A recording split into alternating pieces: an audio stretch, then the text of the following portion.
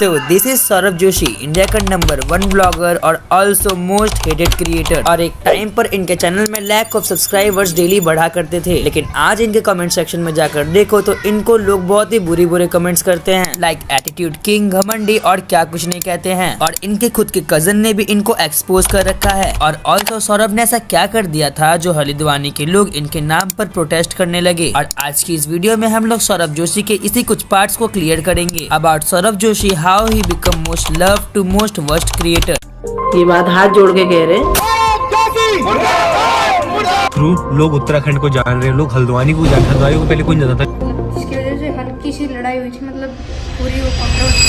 तो शुरू से ही सौरभ जोशी ब्लॉगिंग में नहीं बल्कि आर्ट्स में पॉपुलर था और इनके आर्ट चैनल का नाम था सौरभ जोशी आर्ट्स, जिस पर वो काफी सारे आर्ट्स ड्रॉ करते थे सेलिब्रिटीज और कुछ क्रिएटर्स के। फिर उन्होंने एक ब्लॉगिंग चैनल ओपन किया जिसका नाम था Saurabh Joshi blogs, but the some reason वो चैनल मोनेटाइज नहीं हो सका। फिर से उन्होंने एक और चैनल को ओपन किया जिसका नाम था सौरभ जोशी व्लॉग्स, जिस पर वो बिहाइंड द सीन्स के साथ फैमिली व्लॉग्स को भी अपलोड किया करता था, जहाँ पर उनको एवरेज रिस्पॉन्स मिला क्योंकि उस टाइम पर और भी बहुत ही बड़े क्रिएटर्स इस कैटेगरी में थे, लाइक मुंबई का निखिल, फ्लाइंग बीस्ट और टेक्निकल गुरुजी। और उसमें से मुंबई का निखिल ट्रैवल व्लॉग्स बनाया करते थे जिसे उस टाइम पर ऑडियंस बहुत ही पसंद किया करती थी। और फिर आता है 2020 और लग जाता है लॉकडाउन, जहाँ पर सारे क्रिएटर्स ट्रैवलिंग व्लॉग्स को छोड़कर फैमिली व्लॉग्स बनाया करते थे, लेकिन ये family vlogging Saurabh Joshi already ही करता आ रहा था और ऑडियंस को भी दूसरे क्रिएटर्स के फैमिली व्लॉग से अच्छे सौरभ जोशी के ही व्लॉग्स लगने लगे, क्योंकि जहाँ सौरभ रहता था वो जगह नेचुरली थी और मिडिल क्लास को शो किया करती थी। रहना ऐसे ही है, बिल्कुल नॉर्मल रहना है। और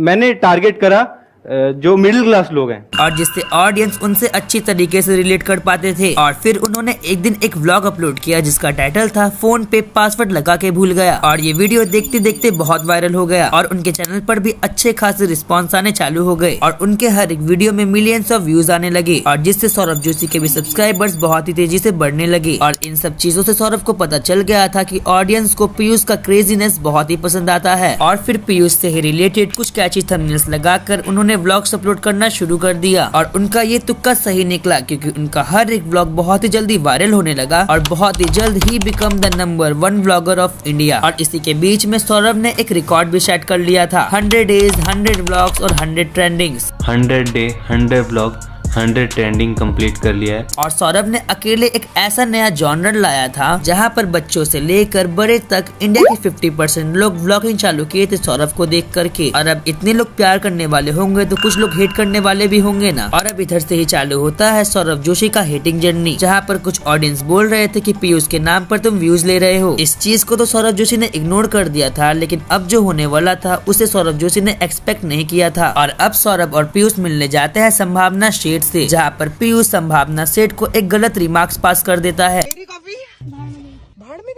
जिससे लोग पीयूष को एटीट्यूड किंग, घमंडी और ना जाने क्या कुछ बुलाने लगते हैं। फिर जिसके बाद सौरभ जोशी एक अपॉलॉजी वीडियो अपलोड करते हैं और एक डिसीजन लेते हैं कि वो अब से पीयूष को अपने व्लॉग्स में नहीं लेंगे। करेंगे भी तो पीयूष को नहीं लेंगे, बिकॉज उसके अंदर मैनर्स नहीं है बिल्कुल भी। जिसको भी बुरा लगा तो मैं प्लीज हाथ जोड़ के सॉरी बोलना चाहूंगा, जिसको भी बुरा लगा। ये बातें अभी पर और इससे भी लोग ऑफेंड हो गए और बोलने लगे कि पीयूष को व्लॉग्स में लो, कि 50% ऑडियंस पीयूष को देखने के लिए ही व्लॉग्स देखा करती थी, जो कि सौरभ के कानों में नहीं गया। फिर इसके बाद एक और कंट्रोवर्सी हो जाती है जहाँ पर लोगों ने सौरभ के ऊपर एक और एलिगेशन लगाना शुरू कर दिया कि जब भी उनसे कोई भी मिलने आता है तब वो उनसे नहीं मिलते हैं और उनका एरोगेंट बिहेवियर और वो कुछ ज्यादा ही घमंडी हो चुके हैं। और इसी वजह से सौरभ जोशी को काफी हेट मिला और उनका नाम रख दिया गया घमंडी सौरभ जोशी। और फिर जब सौरभ जोशी के लाइफ में सब ठीक ही चल रहा था तब उनके कजन ने ही उनको एक्सपोज करने की कोशिश कर दी। सोनू गोयल, जिनको आप सोनू भैया के नाम से जानते ही होंगे, जिनको आपने सौरभ जोशी के ओल्ड वीडियोस में जरूर देखा होगा, जब सोनू गोयल ने अपने दोस्तों के साथ इंस्टा में लाइव आके सौरभ जोशी को एक्सपोज कर दिया था।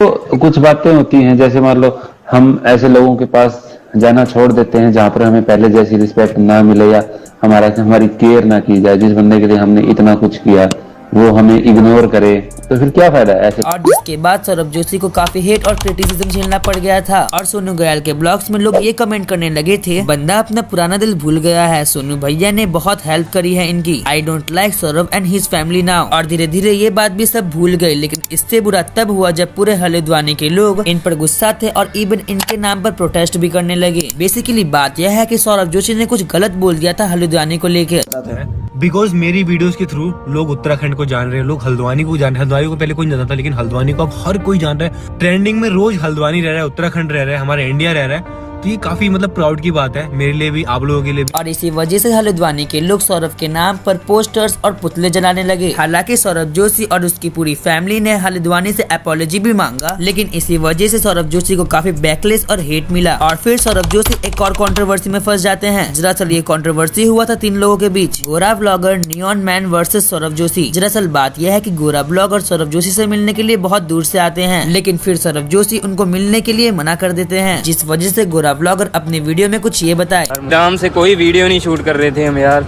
दे रही एटीट्यूड किंग की कॉलोनी जा रहा हूँ भाई मैं। फिर जिसके बाद नियॉन मैन ने इस न्यूज को कवर कर लिया था और उसके थोड़ी देर बाद ही सौरभ जोशी एक लंबा कमेंट करता है, जहाँ पर सौरभ बोलता है कि same on you neon man, तुमने बस पैसों और व्यूज के लिए इस न्यूज को कवर किया, तुम पैसों के लिए कुछ भी कर सकते हो। फिर इसी चीज पर नियॉन मैन कुछ ये कहते हैं, सौरभ जोशी ने यहाँ मेरे अगेंस्ट ये लिखा कि मैं व्यूज के लिए यहाँ न्यूज दिया था। तो भाई ऑफ कोर्स यार, यहाँ पे सारे यूट्यूबर्स जो प्लेटफॉर्म में वीडियोस अपलोड करते हैं वो व्यूज के लिए करते हैं। At the end of the day वो यूट्यूब के सर्वर्स को भरने के लिए खाली ऐसे ही वीडियोस अपलोड नहीं करते। सो जैसे कि आप व्यूज के लिए व्लॉग्स अपलोड करते हो, वैसे ही मैं व्यूज के लिए न्यूज कंटेंट अपलोड करता हूँ। देन आपने जो मेरे को यहाँ शेम ऑन यू कहा। फिर जिसके बाद नियॉन मैन और सौरभ जोशी के भाई साहिल जोशी इस कंट्रोवर्सी को खत्म कर देते हैं। फिर जिसके बाद एक और कंट्रोवर्सी में उनको फिर से हेट मिलने लगा, जब सौरभ जोशी ने पीयूष को एक पीसी ला कर दिया था। दरअसल ये कंट्रोवर्सी वजाहत हुसैन और सौरभ जोशी के बीच हुआ था, और इस कंट्रोवर्सी में लोग सौरभ जोशी का सपोर्ट ना करके वजाहत हुसैन की सपोर्ट कर रहे थे। और सौरभ जोशी के कमेंट सेक्शन में बहुत ज्यादा हेट मिल रहा था। इस वजह से लोगों का मानना था कि सौरभ जोशी बच्चों को बिगाड़ रहा है। और ऐसा सेम कंट्रोवर्सी रिसेंट में भी हुआ था, जब सौरभ जोशी ने कुणाली को भी पीसी दिलवाया था। और अब मैं यही बोलना चाहूंगा, कुछ मिलियंस ऑफ सब्सक्राइबर्स के साथ कुछ बड़े रिस्पॉन्सिबिलिटीज भी आते हैं, और सौरभ जोशी ने अपनी लाइफ टाइम में बड़ी मेहनत की है बस इस मुकाम को हासिल करने के लिए। तो उनकी लाइफ में जो भी छोटी मोटी चेंजेस हो रहे हैं, तो सो प्लीज उन्हें ईगो ना समझे। और सौरभ जोशी की लाइफ में थोड़े मोटे चेंजेस आएंगे तो उसे इग्नोर करो और फोकस करो अपने करियर पे। और अब मैं आपको नेक्स्ट वीडियो में मिलता हूँ, तब तक के लिए बाय बाय।